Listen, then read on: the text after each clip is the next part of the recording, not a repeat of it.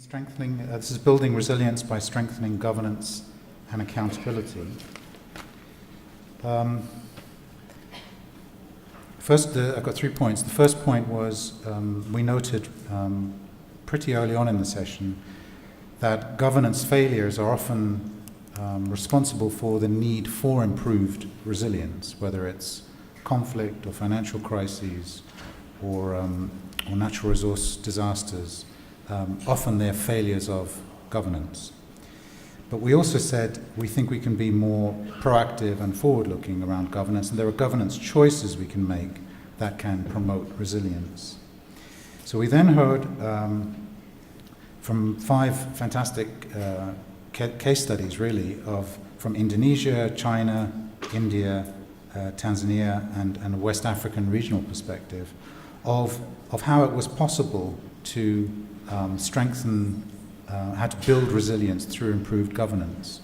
We unpacked governance by saying, governance is a pretty slippery concept, as is resilience. So what do we mean by governance? Well, we mean capacities at the individual, organizational, and system level.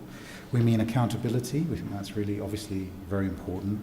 And we also mean responsiveness. This is the responsiveness of governments, not just governments, but all actors. We said very early on, this isn't just about governments. This is about private sector, civil society, communities, governments.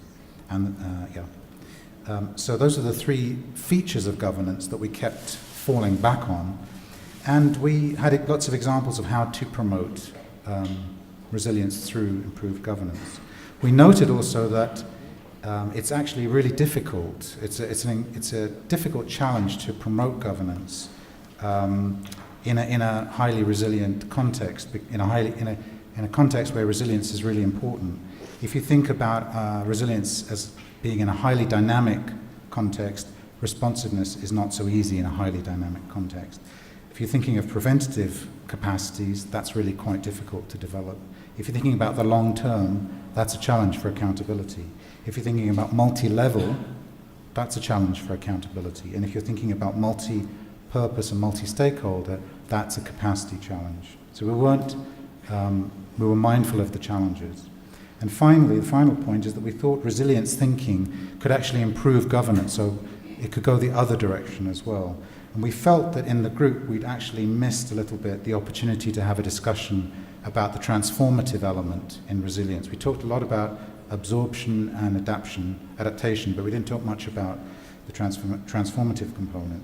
And that's very easily ignored, but it shouldn't be, because that's a really very important way of changing the rules of the game, either at the household individual level, community level, or at the system level.